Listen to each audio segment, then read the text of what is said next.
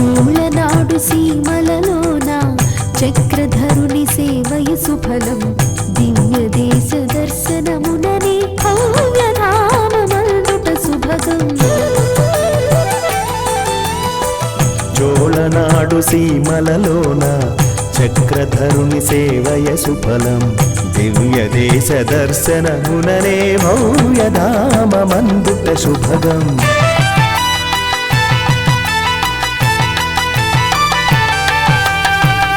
ఆళ్వారుల ఆరాధనలే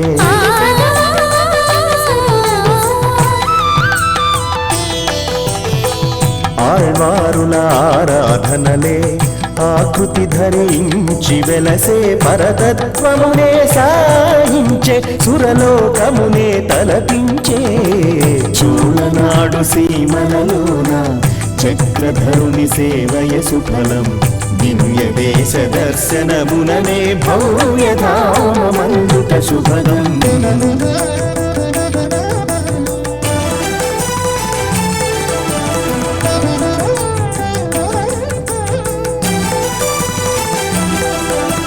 తద్దిత్తాం తడదం తద్దిత్తాం తడదం తడదం తద్దిత్తాం తడదం తడదం తడదం తదిం కడగజం తదిం కడగజం తదిం కడగజం.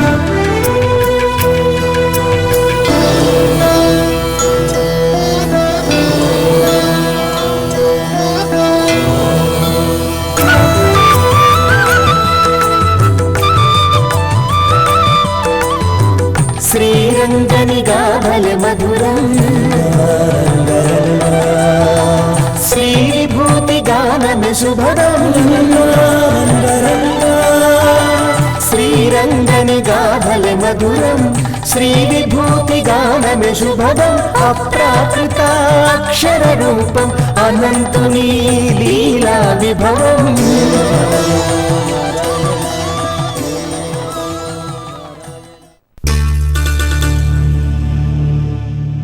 తిరుకపిస్థలం.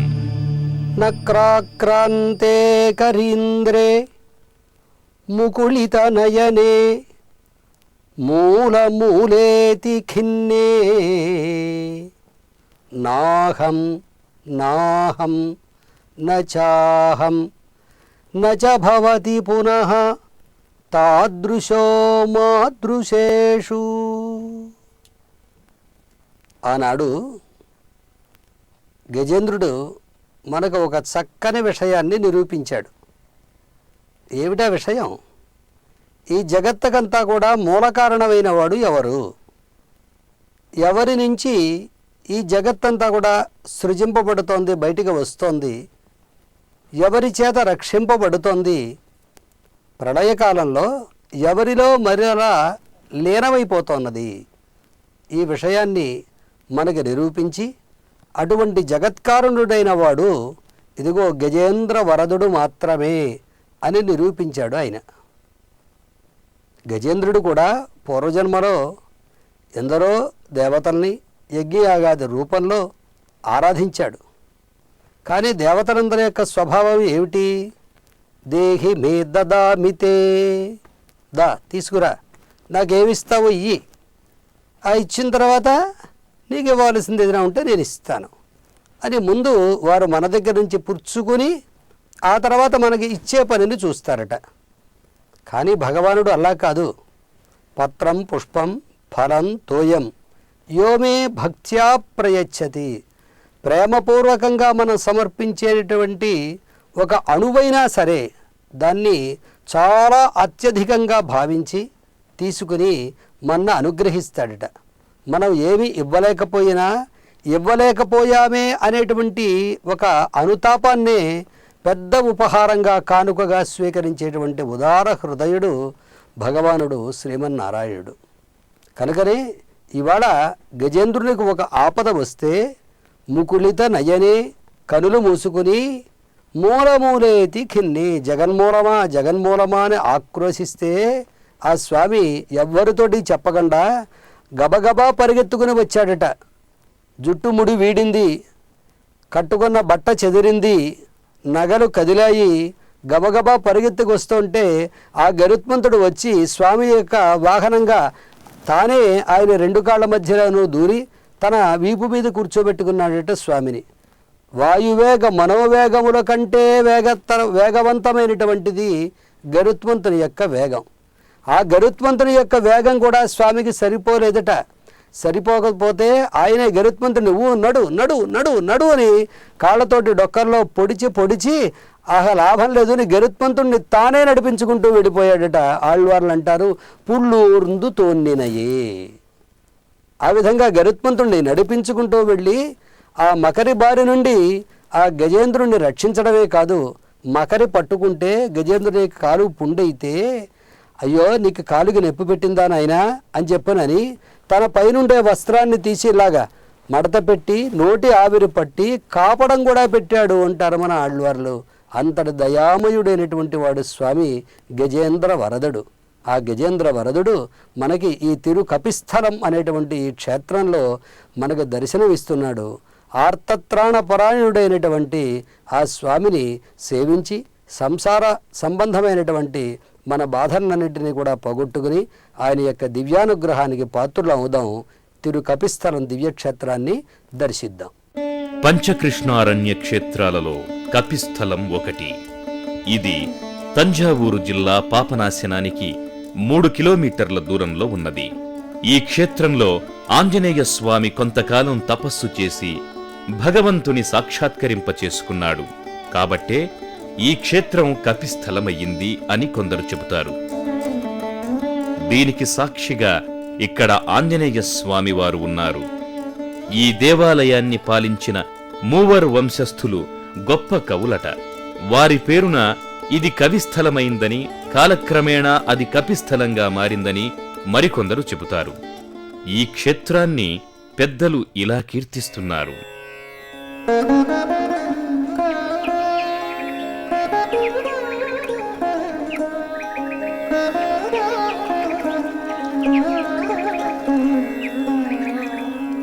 ग्राह्यग्रस्त गजेन्द्र मोक्षवरदो रामामणि नायिका पुण्यं व्योम विमानमात्र विमलं तीर्थं गजेन्द्रस्य च तीरे तस्य कपिस्थले जलधिजा नीलाधरा प्रेयसी नित्यं संभ्रमयन् भुजङ्गशयनः चक्रांशयागी स्तुतः।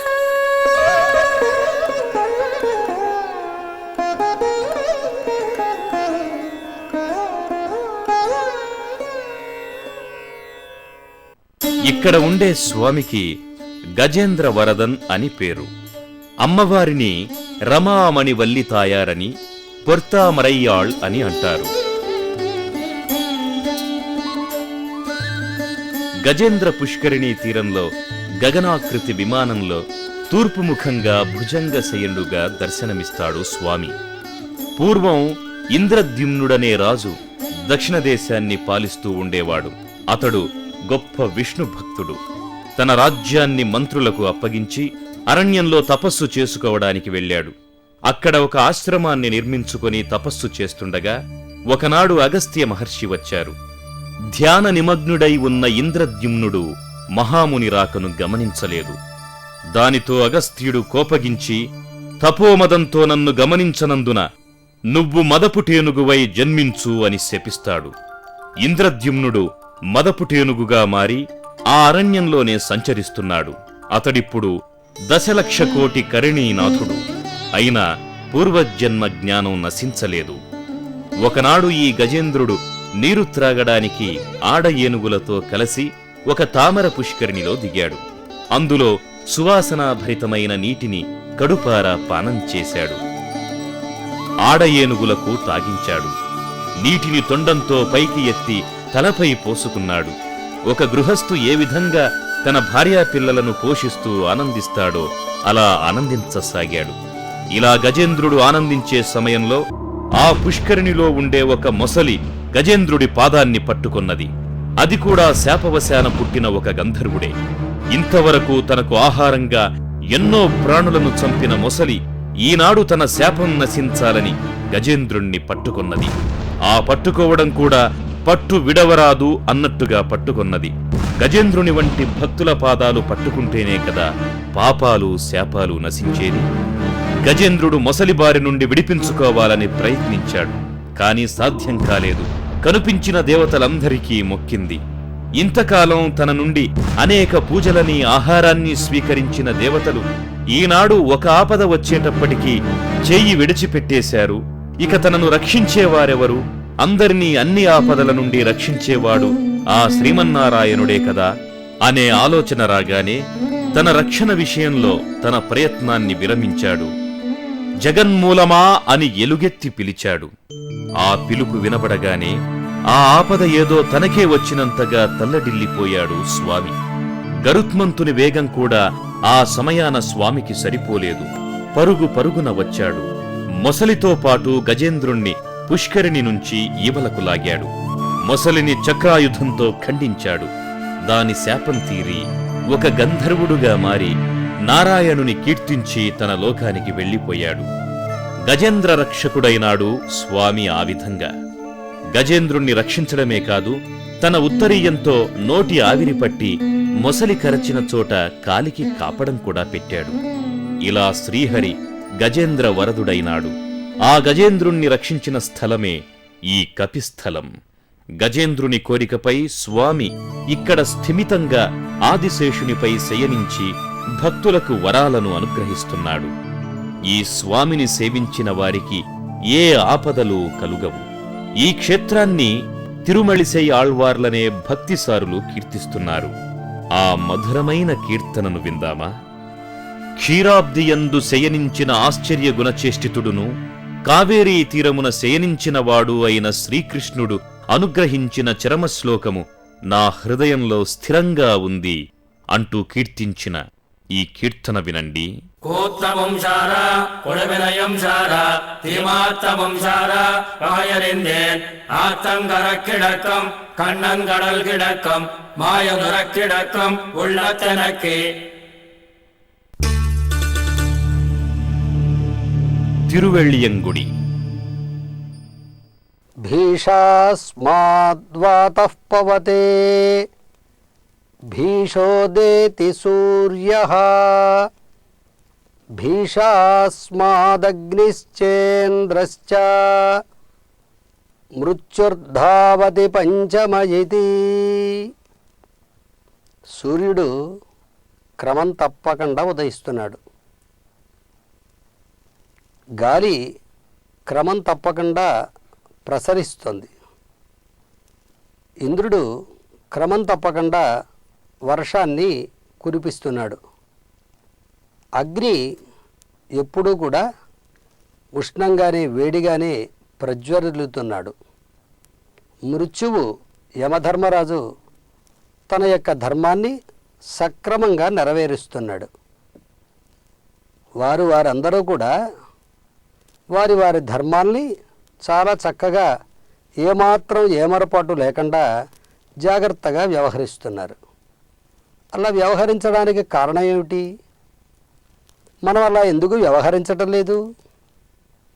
మనం అలా వ్యవహరిస్తున్నామా? వారికి మళ్ళీ సూర్యోదయం ఒక్క అరక్షణం ఆలస్యం అవుతుందా? గాలి ఒక్క అరక్షణం స్తంభిస్తుందా? స్తంభిస్తే ఏమవ్వాలి మనమంతా? వర్షాలు కురవకపోతే, మృత్యువు తన పనిని సక్రమంగా నెరవేర్చకపోతే ఈ భూమండలం ఎలా ఉంటుందో ఒక్కసారి ఊహించుకుందామా?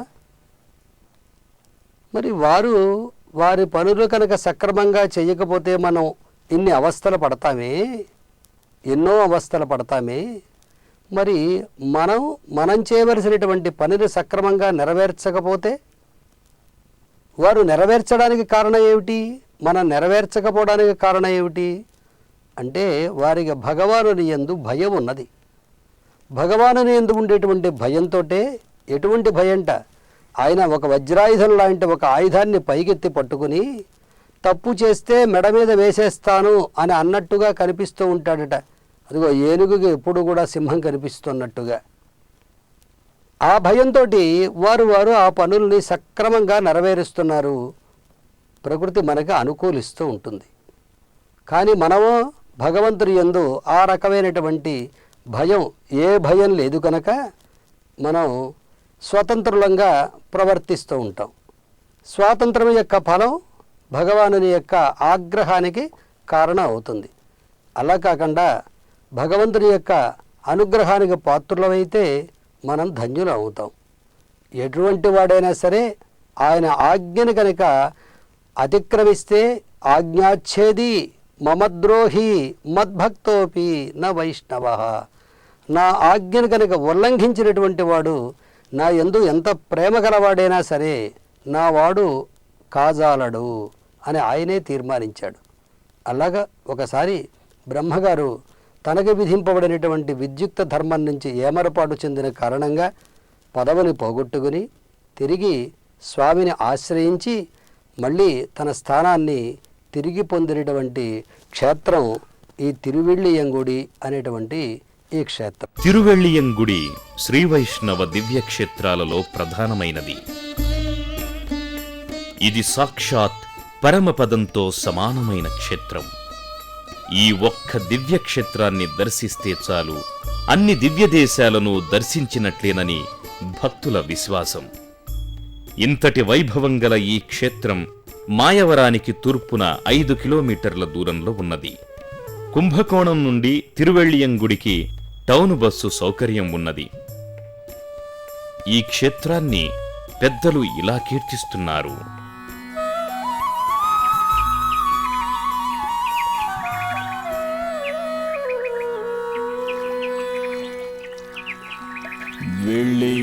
वेळ्ळियङ्गुडिपुरे विराजते ब्रह्मतीर्थकविपद्मिनीयुते कोलविल्लि रघुनाथनामको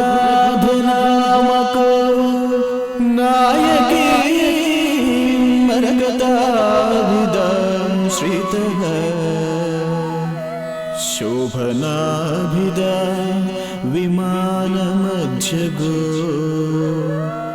भोगिराज चैतेन्द्र देज्मुखः इन्द्रशुक्र विधिशक्तिसूनुभिः सेवितः कलिह संस्तुतो निशम्. ఈ క్షేత్రస్వామికి కోలవిల్లిరామన్ అని పేరు. ఉత్సవమూర్తి శృంగార సుందరం. అమ్మవారిని మరకతవల్లి అని అంటారు. శోభన విమానంలో తూర్పుముఖంగా శయనించిన ఈ స్వామి బ్రహ్మ, ఇంద్ర, శుక్ర పరాశరాదులకు ప్రత్యక్షము. బ్రహ్మతీర్థం, శుక్రపుష్కరిణి ప్రసిద్ధమైన తీర్థాలు. ఈ క్షేత్రం 4 యుగాల్లోనూ పుణ్యక్షేత్రంగా ప్రసిద్ధి వహించింది. దీనికే బ్రహ్మపురి, పరాశర క్షేత్రం, ఇంద్రపురం, భార్గవపురం అని కూడా వ్యవహరిస్తారు. భగవంతుని మీద ఉండే భయంతో గాలి వీస్తోంది. సూర్యుడు ఉదయిస్తున్నాడు, అగ్నిదేవుడు జ్వలిస్తున్నాడు, ఇంద్రుడు వర్షాలను కురిపిస్తున్నాడు, యముడు ప్రాణాలు తీస్తున్నాడు. ఆ విధంగా వారు తమ తమ బాధ్యతలను నిర్వహిస్తున్నారు. తమ తమ బాధ్యతలను సక్రమంగా నిర్వహింపని వారిని భగవానుడు క్షమింపడు.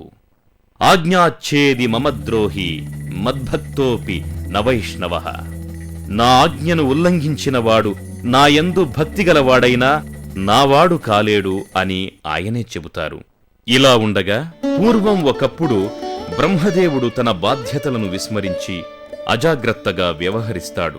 దాంతో అతడు పదవీచ్యుతుడయ్యాడు. అతనికి తన తప్పిదం తెలిసి వచ్చింది. భూలోకానికి వచ్చి తపస్సుకు అనుకూలమైన ప్రదేశాన్ని వెతకసాగాడు. అలా వెతుకుతూ ఈ తిరువెళ్ళియంగుడి ప్రాంతానికి వచ్చాడు. ఈ ప్రాంతం ప్రశాంతంగా ఉండడంతో ఇక్కడే ఒక పుష్కరిణిని నిర్మించి అందులో స్నానం చేస్తూ తపస్సు ప్రారంభించాడు. కొన్నాళ్లకు అతని తపస్సు ఫలించి శ్రీమన్నారాయణుడు ప్రత్యక్షమయ్యాడు. చతుర్ముఖుని క్షమించి తిరిగి అతనిని పదవిలో నియమిస్తాడు. బ్రహ్మ తపస్సు చేసిన స్థలం కావడం చేత దీనికి బ్రహ్మపురి అని పేరు వచ్చింది. అలాగే ఇంద్రుడు, పరాశరుడు, భార్గవుడు కూడా ఇక్కడ తపస్సు చేసి శ్రీహరి అనుగ్రహాన్ని పొందారు. కనుకనే వారి పేర్ల మీద కూడా ఈ క్షేత్రం ప్రసిద్ధమయ్యింది. భగవానుడు శ్రీరామునిగా జన్మించి అరణ్యవాసం చేస్తున్న కాలంలో ఇంద్రుని కుమారుడు జయంతుడు అనేవాడు కాకిరూపం ధరించి సీతమ్మ వారి వక్షస్థలంలో పొడిచాడు.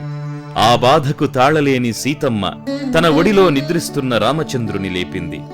రామచంద్రుడు లేచి జరిగిన సంగతి తెలుసుకొని అగ్రహోదగ్రుడయ్యాడు. చేతికందిన దర్భను తీసుకుని బ్రహ్మాస్త్రంగా మంత్రించి కాకాసురునిపై వదిలాడు. కాకాసురుడు బ్రహ్మాస్త్రానికి భయపడి ముల్లోకాలు పరుగెత్తాడు. కాని తల్లి, తండ్రి, దేవతలు, మహర్షులు ఎవ్వరూ రక్షించలేకపోయారు.